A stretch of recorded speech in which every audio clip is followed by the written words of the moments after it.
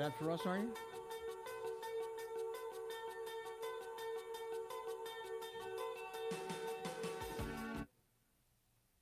It is 8 o'clock. Good morning and welcome to the Morning Exiles podcast live from La Divina Italian Cafe. So very glad to have you along with us. Tomorrow is an occasion that is solemn, and we are getting far enough away to where I worry that a lot of people do not remember. But on September 11th, 2001, there was a very vicious terrorist attack borne by air on the United States of America. What a lot of people don't realize is that date was not an accident. On that date, there was probably the only meeting that heads of airports go to from around the world once a year, the Airport Council International. At that meeting was virtually every senior executive of every airport, but also all the executives of the Port Authority of New York and New Jersey, as they own the World Trade Centers as well as the airports. They maintain and own all the tunnels that connect the islands of New York with New Jersey and with each other. And one of the people that was there in Montreal, and virtually they were trapped there because of the worldwide shutdown on air travel to North America and within North America. One of the people that was there was the then director of aviation for Baton Rouge Metropolitan Airport, Anthony Marino. And Anthony joins us now, and I remember that day quite well. That was one hell of a day, but it wasn't so much for us who were reporting it as it was for all of you who had airports and airplanes and populations to worry about in the moments immediately after. Yes, Bill, it was a horrific day, to say the least. We were all quite surprised when we saw it on TV that morning in the lobby of the hotel on my way to a meeting that morning. And, of course, communications were still up, so we were able to contact congressional offices, our airports. But there were over 2,000 of us from all over the United States, primarily in foreign countries, in Montreal when that attack occurred that fateful morning. It was a Tuesday morning. I'll never forget that date. Well, as you were there, I mean, what were the people who were responsible for aviation? So, a lot of people don't understand that the Baton Rouge Airport is the center of the greater Baton Rouge airport districts, which is a big chunk of land and sky over which airplanes transit, come, go. All the other airports in the world are the same. What were people saying in there? Were you all trading ideas about things to tell your airports immediately? What was going on? And I assume the people from New York, the Port Authority of New York and New Jersey, were absolutely beside themselves. You know, everyone started gathering in groups, contacting our facilities again, our congressional members, to get a better handle on what was actually occurring. But the second part was, how can we facilitate our return back to the airports? And that became quite an ordeal to cross the Canadian border from Montreal back to your airport, your respective airports. Was anybody from the federal government, from the FAA, were Homeland Security, which didn't really exist at that time, I guess it was under FBI, were any of them getting to you with some requests, ideas, instructions while you were all in Montreal, for all intents and purposes, cooling your heels? Right. Well, we weren't there that long after it occurred. Everyone was scrambling to find ways to cross the border. Of course, there was not any air service available. Trains were not available to cross. And in order to cross, we needed to secure rental vehicles, and only vehicles that had USA license plates were allowed to pass through the border. But we did have some briefings of some basic understandings of terrorist attack, things of that nature.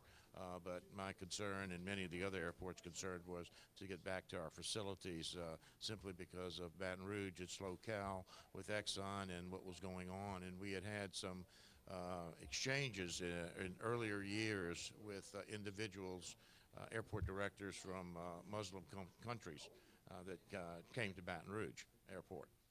on a trade, sort of a traditional educational trade program that was occurring a few years prior to 9/11. I was doing double duty back then. I was on WJBO, and I was around the corner from WJBO when it hit. I wasn't due to be on the air, but I ran up there because somebody called me and watched the second plane go into tower number 2. And it just chilled me to the bone. And Matt Kennedy and Kevin Meeks were saying, well, you know about aviation. Was this an accident? And I don't think so. And no airplanes are supposed to be flying over Manhattan at that level. And then I will never forget Dick Lewis, the general manager, came walking into the studio. And he looked at me and said, you got to go. He said, Anthony Marino just called. He needs you at that airport. And I went out there. How many phone calls did you make in that first 10 minutes, and who were they to? You know, it was interesting because we were running out of batteries in our cell phones. Chargers were just not available. So we were using everyone's cell phone on our trip that we could utilize to make phone calls. But accessibility to our people was very easy, actually. It was not that difficult. But I must say our congressional delegation was extremely helpful in helping us to secure passage through the border and back to our airports. Now, Kevin, where were you when this all went down? Because you have kind of a story as well. I was on a cruise ship. This was my first and probably what will be my last cruise, because it worked out to be not such a pleasant experience. At the time, I was hosting a morning radio program on 93.7 FM, which was owned at the time by Citadel Communications, and they had done one of these cruise with the DJ promotions, where you could get a premium price on the cruise, and I would have special events for the radio station listeners that week at different times on the cruise. So I went along and my wife went along on with a bunch of the listeners of this oldie station. And Tuesday morning, I'll never forget it. Tuesday morning, I had woken up before Mary Ann. She was still a little bit snoozy and was, coming out of it. Turned on the satellite TV in the stateroom, and it was Bryant Gumbel. I remember Bryant Gumbel and Jane Clayson were at the time hosting CBS Morning News, and they had this shot, beautiful blue sky, but smoke pouring out the side of the World Trade Center. And I woke Mary Ann up. I said, "Wow, it looks like a plane has flown into the World Trade Center." And she, was like, "What? Is it a small aircraft, a traffic plane, or something like that?" And as we were conjecturing, boom! Here comes number 2 into the other tower, and it was just a shocker. We both, in unison, said something that I probably shouldn't say during a broadcast. Yeah, it rhymes with spit.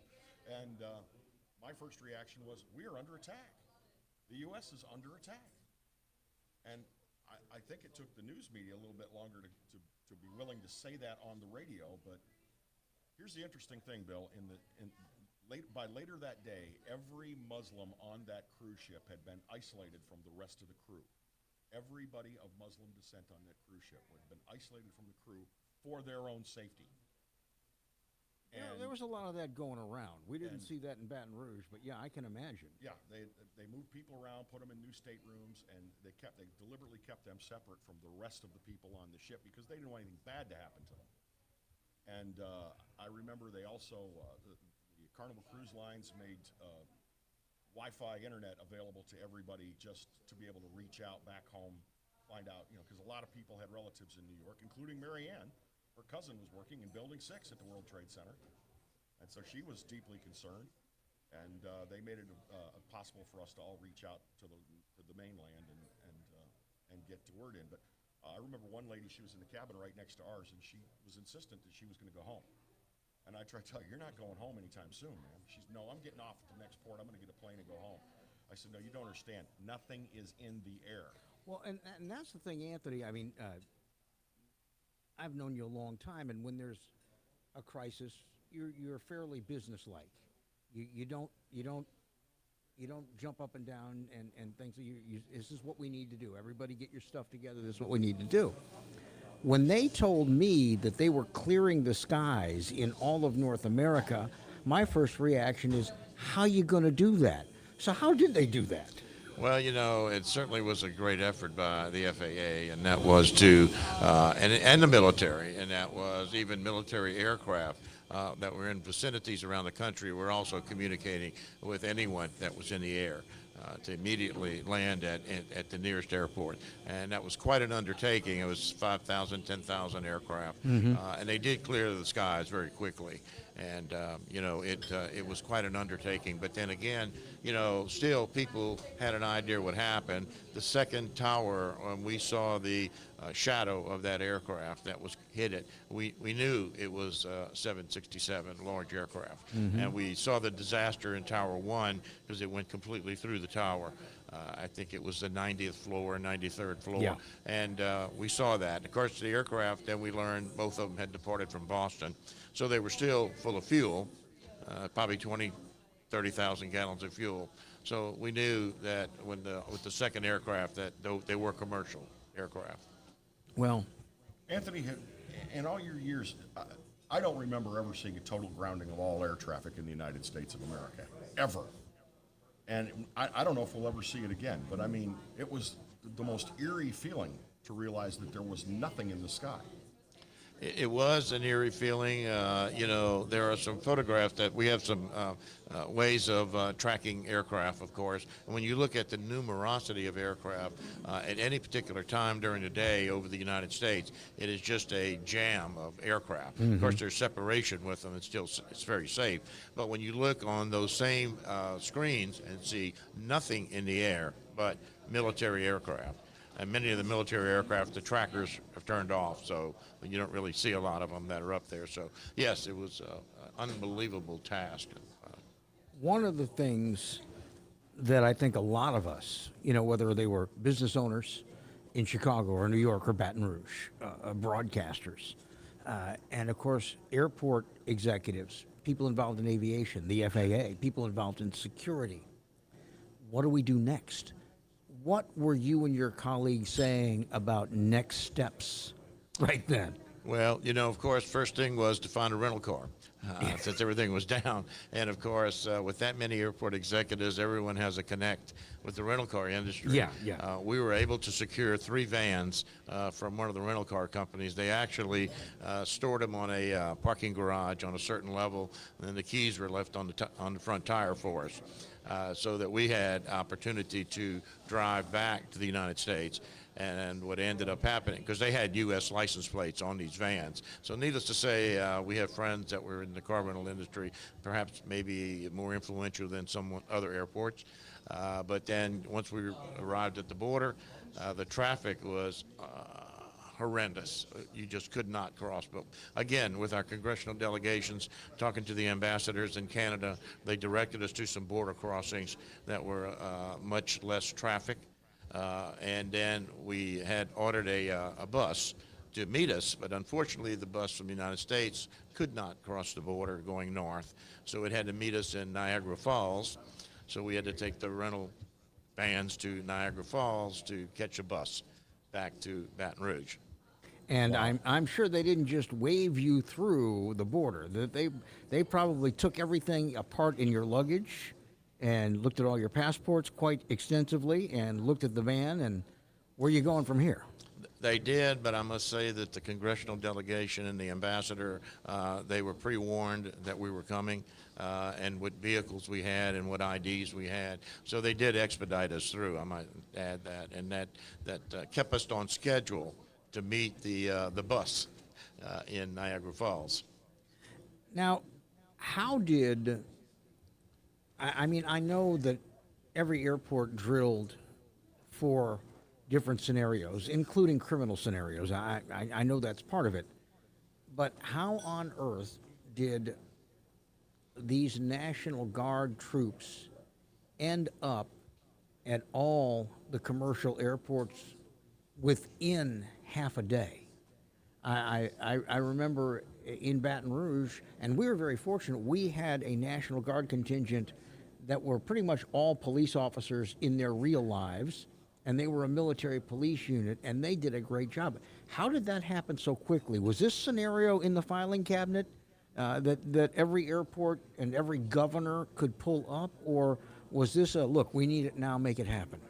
I think what happened is, that since the National Guard was located on the airport, I didn't know of a plan that would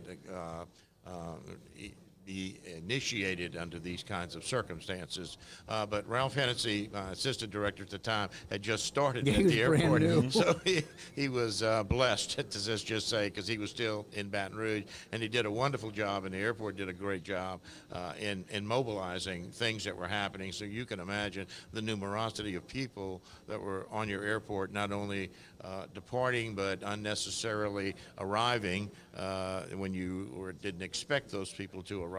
What do you do with them? Take L.A., for instance.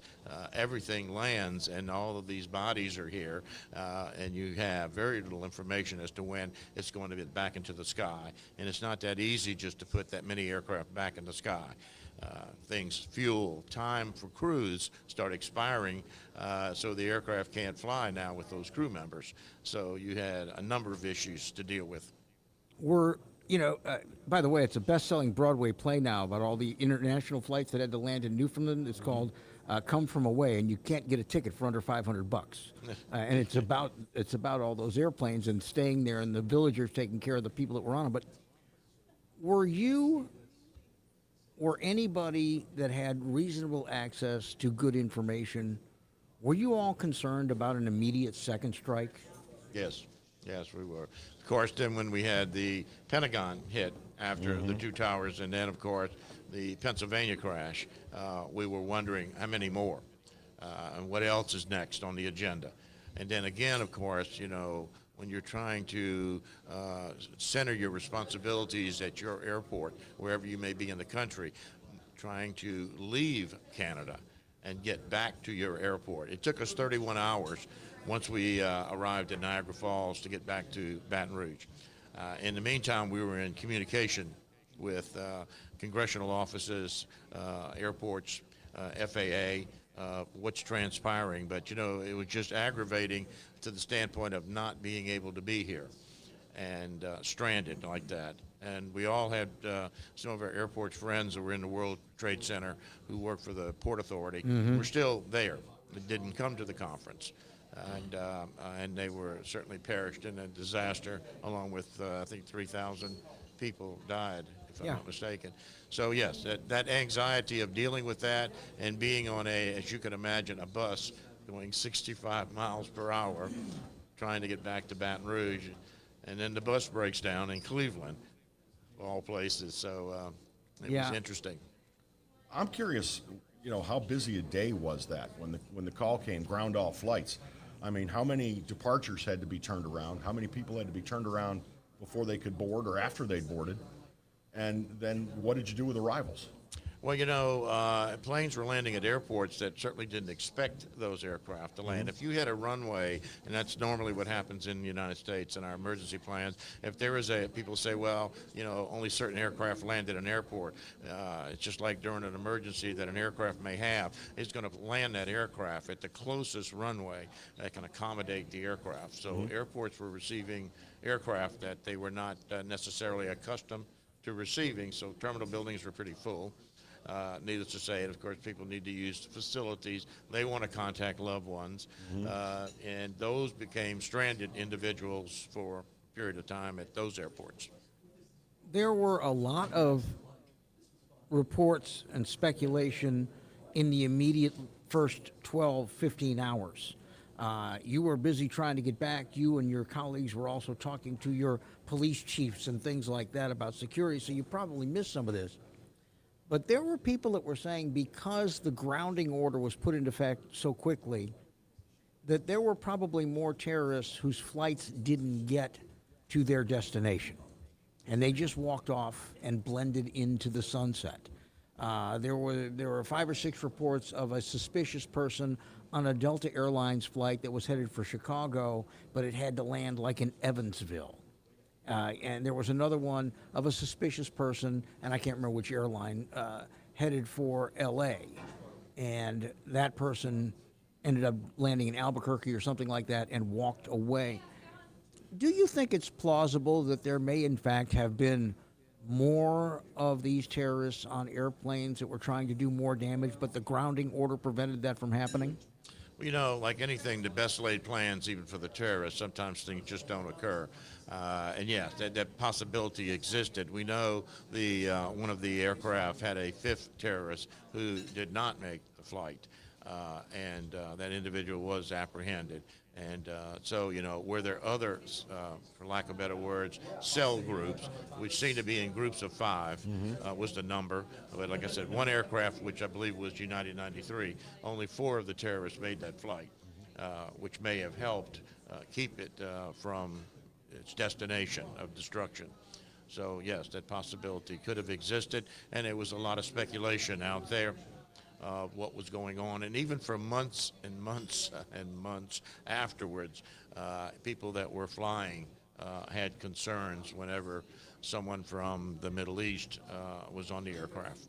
Well, I can remember that there is an anti-terrorism school that operates in Livingston Parish, and I remember they brought in a whole people from Western Asia to come to their anti-terrorism school, and they were all on one American Airlines flight coming into Baton Rouge, and they freaked people out big time. Yes. And they were kept making hand gestures to each other, and it made people very uncomfortable to the point where the captain had to make an announcement. A, asking them not to do that, and B, telling people that they were all officials, police officials. They had been cleared. They were coming to this anti-terrorism school, but there were a lot of people that were really shaken by that. There was, and that certainly was not something that was conducive to the times, let's say. We also have an exchange program with airports that we entertain airport directors from around the world and vice versa. And we actually, a couple of years prior to 9/11, had one from Yemen that stayed in Baton Rouge with us and viewed a lot of things at our airport. We kind of wonder, was that a prelude to what was coming? We didn't know really at the time, but those exchanges have ceased, needless to say, immediately once that occurred. If you were in the aviation business, and it's still a small circle, I think you understood that the date that was picked was not a coincidence. What better time to attack using airplanes and commercial airports than a day when a lot of the executive staff, including a lot of directors of security and police chiefs and things like that, are at a conference? I have never believed that day was a coincidence. Do you believe it was a coincidence? No, I do not. The FAA officials and the FAA top officials also were at our conference, and it was extremely concerning for all of us as to these things occurring on this day, Tuesday, on 9/11, which was a day and a half or so after the conference started. So everyone was well in place because there are people that attend late, and for that to happen.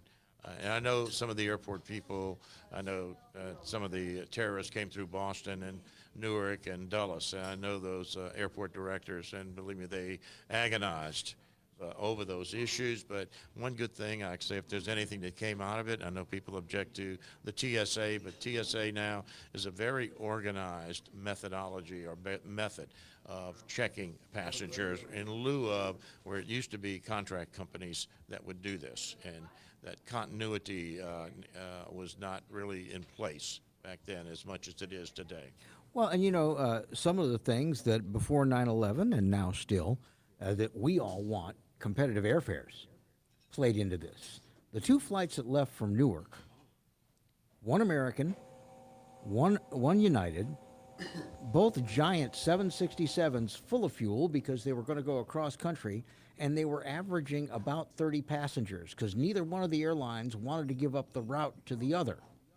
And these terrorists did their homework, and they realized a big airplane like that that's going to go long haul with only 30 people on it would be pretty easy to control and hijack. They really had a lot of time to do their homework, much to the detriment of the people in the towers and the Pentagon and the people on Flight 93. And Eric wanted to know, why wasn't the school concerned about them just learning how to land? Well, they should have been. That'll never happen again, I don't think. No, I tell you, obviously some of them were in the United States for a year prior to the attack, and it gave them time to make friends and meander around places. And of course, like I said earlier, many of them had come to the United States on visas to work at airports. And I think that contributed to the problem. Although security is so much tighter now, access to cockpits are much more difficult. And almost impossible, actually. I know we had a hijacking in Baton Rouge one time attempted, and once the individual locked himself in the cockpit, it was almost impossible to get him through the door.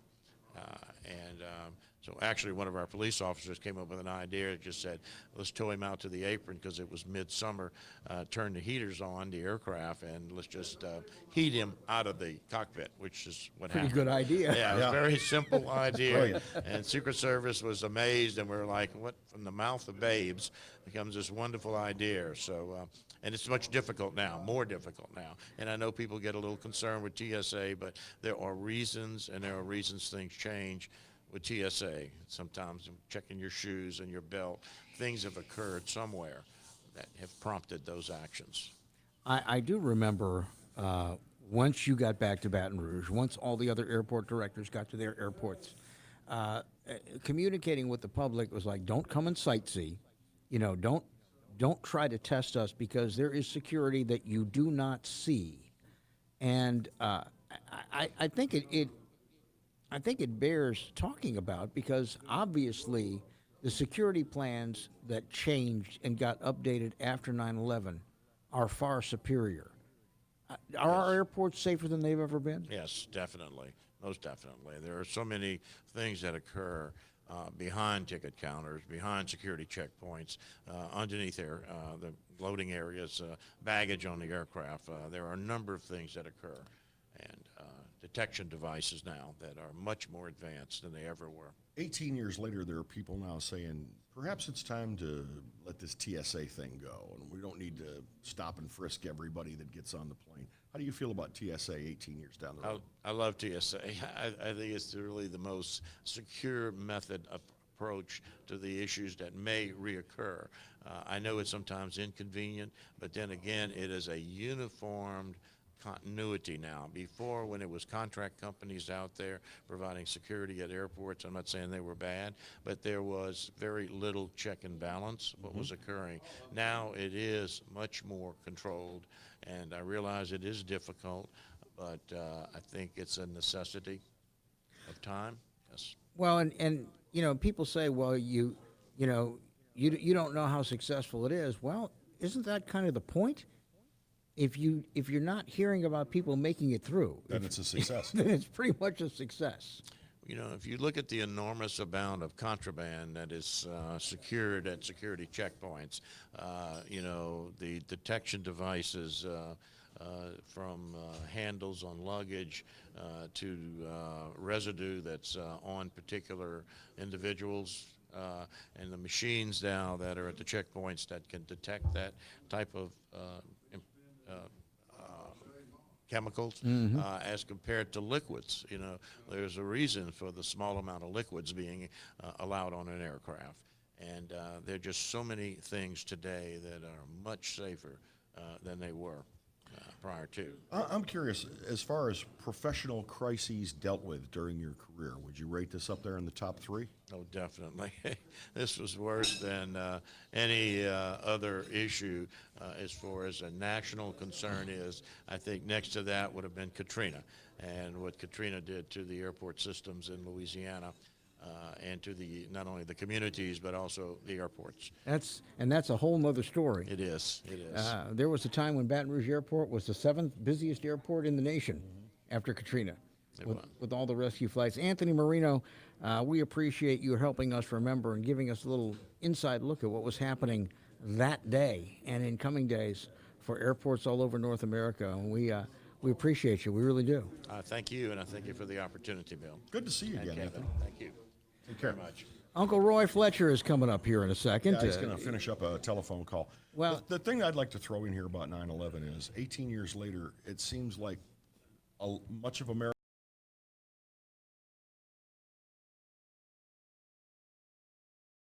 We have forgotten, and we have Muslims in Congress now that are speaking straight up anti-American rhetoric, and they're in our government. We have forgotten what happened 18 years ago. Well, and we've forgotten that we still have a very real enemy. I don't know that all of us have forgotten. It's not a big step for me to close my eyes and get that big fear chill that I got that morning when the first things out of my mouth were holy and Yeah, I think, Karen- pardon the French, but I think America collectively said, holy shit. Karen likes to tell the story.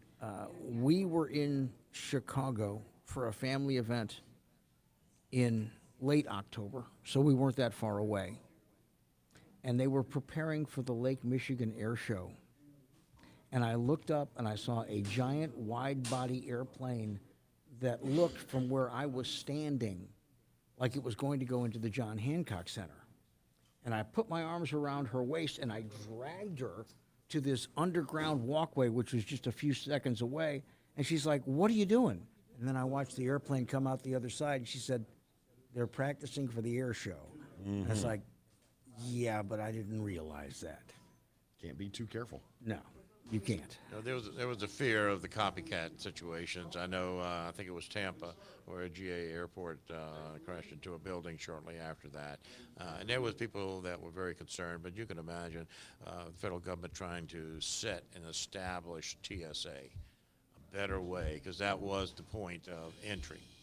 Once you pass TSA, you're in the system. You can go anywhere you want. So. Well, and it didn't take that long, but you still have people that I won't mention any names, but someone was complaining just the other day.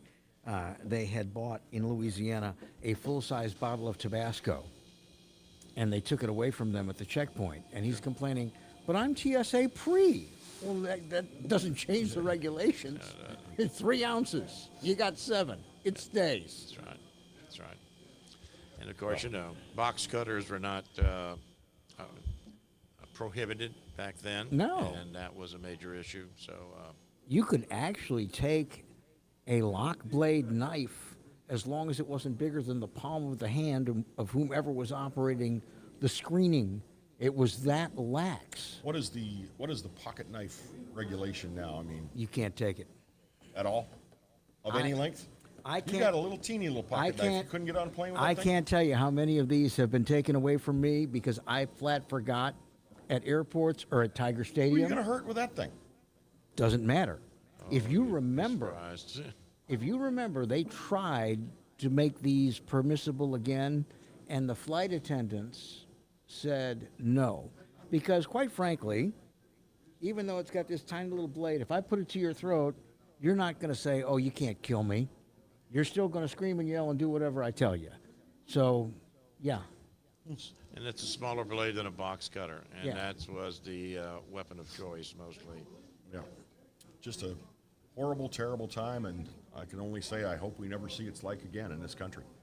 Well, It's terrible. We need to always make sure that we're careful about that, and make sure that we can, stay ahead of this, Right. which is why we should never forget. Anthony, always a pleasure, man. Thank you, my friends. Anthony I Marino, appreciate it again. former Yep. director of Baton Rouge Metro Airport. Thank Take you. take good care. Dark, dark days. Now, Bill, when that happened, you were called in to step in and temporarily be in charge. I was sharing responsibilities with the late Gil Leachman. Gil passed away just a couple months ago, but Anthony had called and said, "Look, until we can get back, you and Gil need to make sure things are squared away at that airport." And we did our best for that. We gave it the best we could, and I think we kept it fairly squared away. As you can imagine, Kevin, we had media from all over descending on us. We had people who were landed at Baton Rouge, and it wasn't their final destination. We had to try to help them make some accommodations.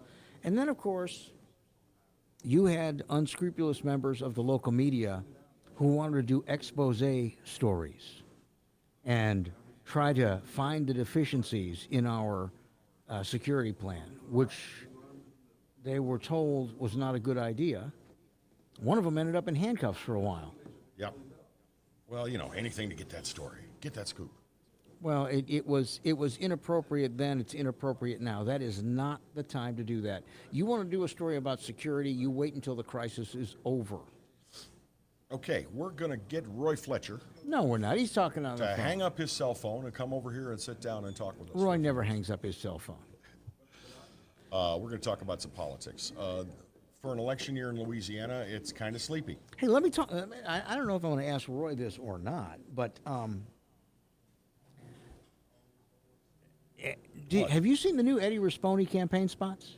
I don't know if I've seen the new one. I saw one last night that I'd never seen before. Yeah, Is that the new where he one? talks about growing up in a white frame house, 8 of them. Yeah, He okay, talks about yeah, how yeah. he started working Yeah, at that's what 50. it was. In other words, the spot that they should have run 3 months ago, where it talks about who he is and what he's done. And that's a very good spot. And I'm wondering if somebody finally convinced his consultants or him that that's where he needed to be to talk about himself instead of talking about President Trump.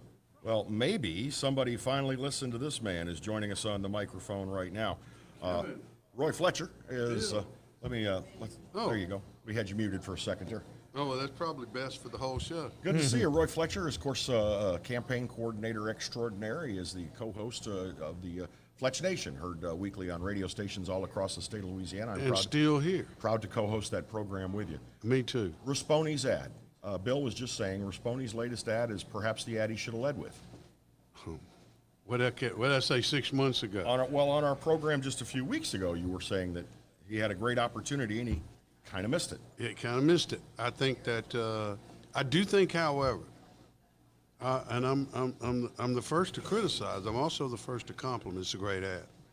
That's number one. Number two is very good ad. Number two is, and it should have been done early. But number two is, it's being done now, and Rispone's kind of set the hook that he's a Trumpite, and he beat it to death. But this kind of, now you kind of get a sense that, well, gee, he is like Trump in policy, but he's not like Trump in personality and style and that sort of thing. And he's really a very successful man. And I think and he's done a lot. And his story is compelling. And I think this thing is really helping him big time. Well, I think it was absolutely necessary. Totally necessary, Bill. Absolutely. Well, you and I talked about this when he was still talking about getting in the race. And Absolutely, you and I both we said, did. Yeah. If he talks, What a story. If he talks about how he came from nothing and built a business and created jobs and lost his wife, but managed to raise his 3 kids and remarried and gives money to charity and cares about people, that's what matters. Yeah. Yeah, and that's what he's a good Catholic man and so on and so forth. In South Louisiana, that matters. The point of it, but the point of it is that in terms of the timing, I would have done it early and I'd have done it often, and I'd have burnt that spot into their brain before I ever started anything else. It would have been 100% for the first month, and then 1 out of 2 for the next month, and 1 out of 3 till the I'll end. tell you what, for the first 6 months, it'd have been 100%. That's what it's a great story. And he should have had us where we were all able to recite that ad. Yeah, absolutely. Where you just sit there and you go, oh, there's a Rispone. Oh, there's a Foster ad. When's he going to pull the helmet off? That's what we're talking about here. But the fact is that, it's a great ad. What about Ralph? Ralph Abraham has been on our program when we had a program many times. Yeah. I happen to like Ralph Abraham. I like his story.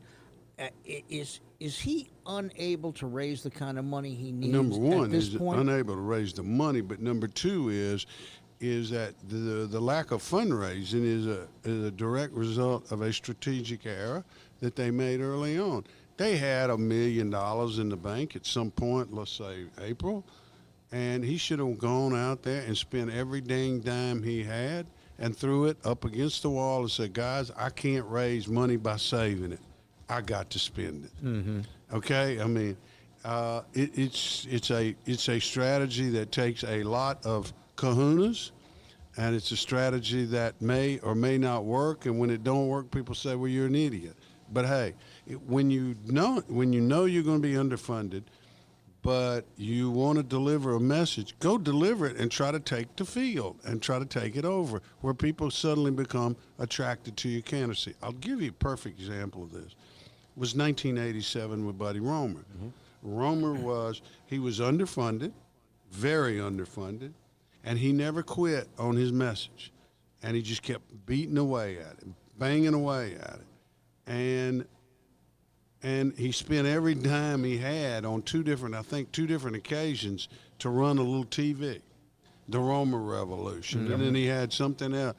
And finally he hit it with that ad, and that ad, they put it up. That was about all they had, and it wasn't a lot of money they had behind it. And suddenly that ad started generating. Well, I believe in Louisiana, or whatever. I hate Louisiana politics. And Buddy had another thing going for them, which is not in evidence today. At that time, a lot of young people were still excited about voting, and a lot of them were making too much money to vote for a Democrat. Yeah. And so that is not in evidence today. I don't know that he could run that campaign today, the Roemer Revolution, and even get enough to make it into every the runoff. campaign is time bound. Yeah. The fact is that Roemer's in that situation. We had just come out of Edwin's third term, and it was tough. He'd been indicted, been tried, and we also had a economic disaster in Louisiana called the oil industry. That was completely. They talk about the oil industry is bad today. Give me a break. Go back then when they turning out the lights in Lafayette going, "We'll see you later, guys." The fact is that Roemer was able to run that because of just the absolute depression and the anger that followed it in this state. And so the Roemer Revolution made sense because they wanted, enormous change. So let's talk about, since we're talking about campaign ads, let's talk about John Bell.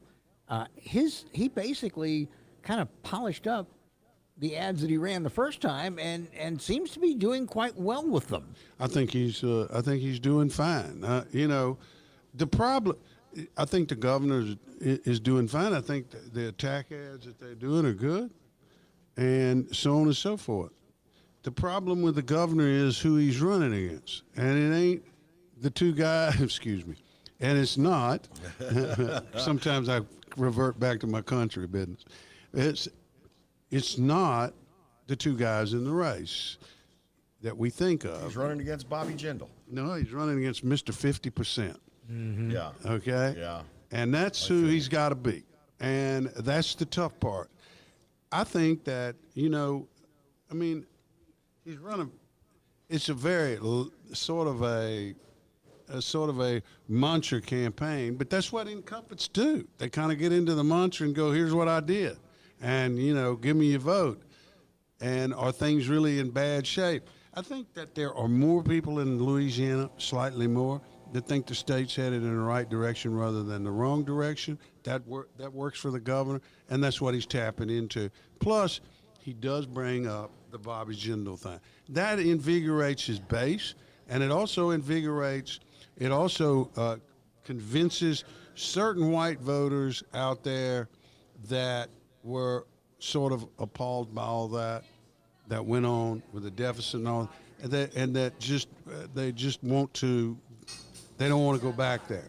Not that these two men are Bobby Jindal or anything else, but that's he reminds people, look, guys, that was a mess, and so that works for him. I'm curious what you think of the PAC's message in this race, either side. I think that Gumbo PAC guys are doing whack-a-mole. They got enough money, so they're just beating the hell out of anybody that pops their head up. Mm-hmm. Get ready, they'll switch to Rasponi in a minute and just beat him over the head like a dog. Even more, so in North Louisiana, they're beating Ralph over the head like he's an animal.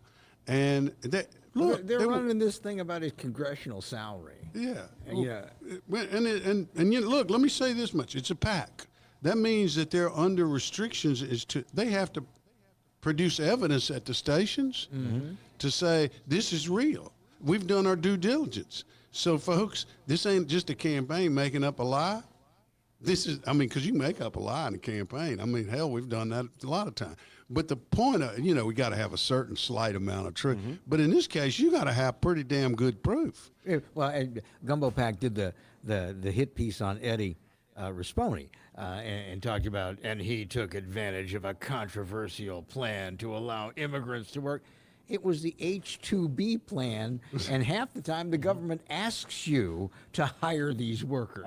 And they worded it just enough to make it sound like it was shady. Make it sound nefarious. Yeah. Well, well, that's right. And he refused to pay for his workers' Social health care yeah, problems. whatever, yeah. What employer pays for your health care problems? Yeah, you know, though, the truth is that there was, in his defense, and I don't defend that too much, immigrant like that, but the point of it is, at one time, I know in Louisiana, they were bringing in a lot of Filipino welders because there wasn't any welders in Louisiana. Now our labor force is caught up to it, and let me ask there's you no this. need for that. Do you like to eat shrimp? Huh? You like shrimp? I don't like Chinese shrimp. All right. Well, you like Gulf shrimp. Yeah. All right. You like crabs? No, not with these hurricanes around. Well, but there would not be a single one to eat, and that includes. Oh, no, I crawfish know, as well. I know, because you have If we Vietnamese. didn't- If we didn't have the H-2B program, I got it. where they come in to do the by hand work That's right. that Americans just won't do. Let me tell you what, they pay these people good wages. Yeah, okay, I agree. Let me say one thing about that. I heard this argument a lot of times that, well, the Americans won't do it. And then we saw the chicken pluckers over in Mississippi get raided. And what happened? And I'll take another black Some coffee, water would be please. great, thank you. And what happened? What happened in Mississippi? Hand signals, guys. Yeah, I know. Okay, well, it's all right. I'm going to just talk out loud. Informal here. I feel like Rush. The truth is, what happened in Mississippi when the chicken pluckers got raided? There was a big long line the next day wanting them jobs by Americans. So I don't know the answer about, oh, well, they're doing jobs that Americans won't do. I don't know that's true. I don't know that's true. Well, I want to be proven that's true. I've had a little experience with this. Okay. You can't bring an H-2 or H-3B worker in unless you can quantify that you cannot get a citizen. un-American? Thank you. Yeah. Yeah. And by doing that, you have to show So that you you're telling me that the advertise- people in Mississippi were just basically illegal aliens and they weren't H-2Bs? Yes, Yeah, okay. not That's what you're telling me. that's- Okay. yeah, they I were- want to make sure they that I were got that true square. illegal aliens. I appreciate that piece of information. Back to the governor's right. I do think, though, that the governor is close. I still think there's a possibility that he can win. But I do think that there's one aggravating source that's really about, and I believe that it's this Risponi ad and this Risponi campaign now. I do think that they are beginning to tap into something that they could have tapped into a long time ago. I've got to ask you this, and it may bring tears to your eyes. I know it brings tears to the eyes of. What brings tears to the eyes of me is never about anything sentimental. Well, It's the lack. this is gonna I'm bring- not making that money. That's exactly it. You and every radio station and television station and cable station and billboard company in this state is having a bad year because all the statewide candidates, with the exception of insurance commissioner, don't have any real opposition, I know. which means they don't have to spend any money. Well, the good news, though, is that the governor's candidates are trying to make up for it, along with the national PACs and everything. I don't think that the PACs for the Republicans are doing a very good job at all. There's not anything memorable about what they put on John Bell. Just bad for Louisiana. Highest taxes. Yeah. But I mean, Over $7 billion in new taxes. yeah, and that's probably all has a certain ring to it that you want to put on a Democrat. But I don't find anything that's like you go, oh hell, look at that. That's really startling, or I really want to focus on that. Whereas Congressman Abraham's not paying St. Jude and suing oil companies while he's talking about how bad these lawyers are that are suing people. That kind of has a ring to it. You know, you follow where I'm coming from? Well, Gotcha.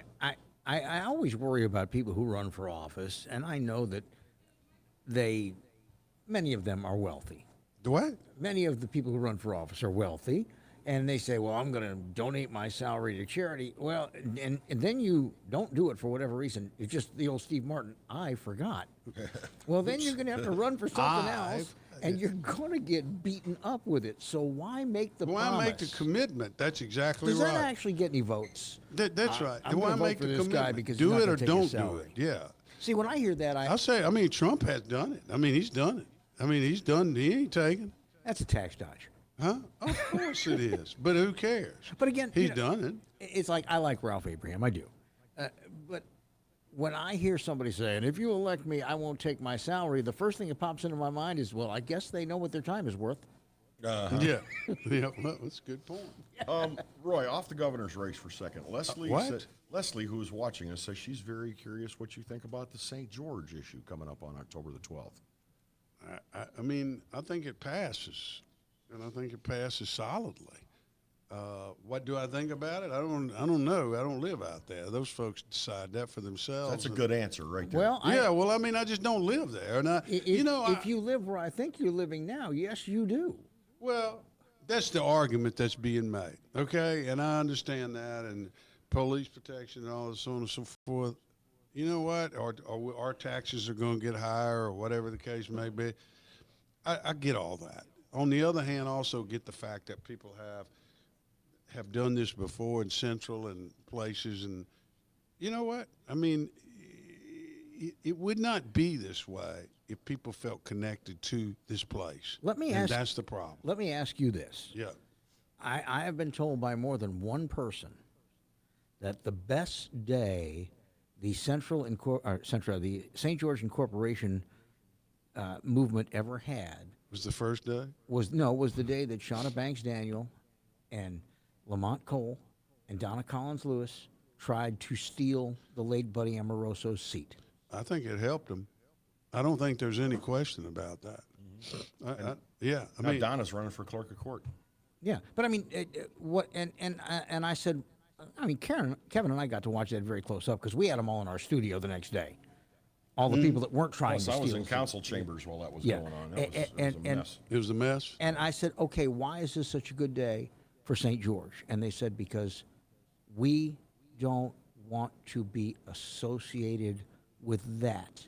And what they meant was the avarice and the complete immorality of what they were trying to do. And they translated that from those four people to this entire city. Now, if I were running for governor, I could find somebody to do that for me. Yeah. Well, I mean, you know, when you start denying people basic opportunity to make choices, that's kind of odd. When they said, well, we know we can't get control through the ballot box, so we're going to try to do it this way. Right. They admitted it. Yeah. And they basically were saying, we don't care what you vote, which is exactly, by the way, folks, on a bigger scale we see in England today. Mm-hmm. I mean, we absolutely see in it. Boris is going down in 2 weeks. He's going to have the shortest prime minister. I don't know. I think Boris Boris is winning hearts and minds of England. I really do. And I'll tell you something. I think that Farage and he are about to form a little union, a coalition that it could win an election. But here's the problem. They can't get an election. The very people who are fighting the election outcome of Brexit now don't want them to have an election on a new government because they know they'll lose. That's what's happening in England. Well, they need to come to Baton Rouge because you can just keep bringing it up. Yeah, well, that's right. It also seems to me that England may have a little something in common with Louisiana, is that they have a lot of damned elections. I mean, every time you turn around, they're having an I know, isn't it great? Well, I think voters get weary being asked to go to the polls. It's wonderful. Democracy's so tedious. Well, it started when they. I hope I'll answer Leslie's. Yeah. When they started with the mayor of mayor of London who followed Boris. Khan. Yeah. Yeah. And Saeed Khan. Yeah, and they started at the same time simultaneously. They were they were seating the House of Commons with a lot of people that basically just want to fiddle while Rome burns. Yep. And why Boris Johnson ever wanted to walk into that is beyond me. Well, he's having a good time. I mean, he's having a good time.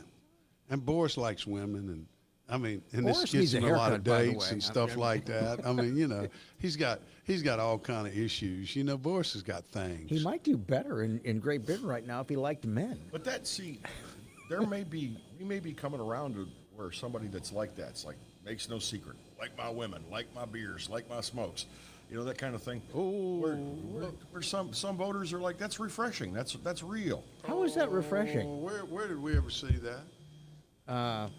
Right here, right now. Edwin W. Evers. By the What was way, the phrase, a dead girl or a live boy? the only way I can lose this election is if they find me in bed with a dead girl or a live boy. It's just homophobic. I mean, he could never say such a thing today. I bet you he would, and he'd make people like it. By the way, we're hoping he he would. feels better. He had that little Yeah. blood pressure thing last week, and at 92. 92?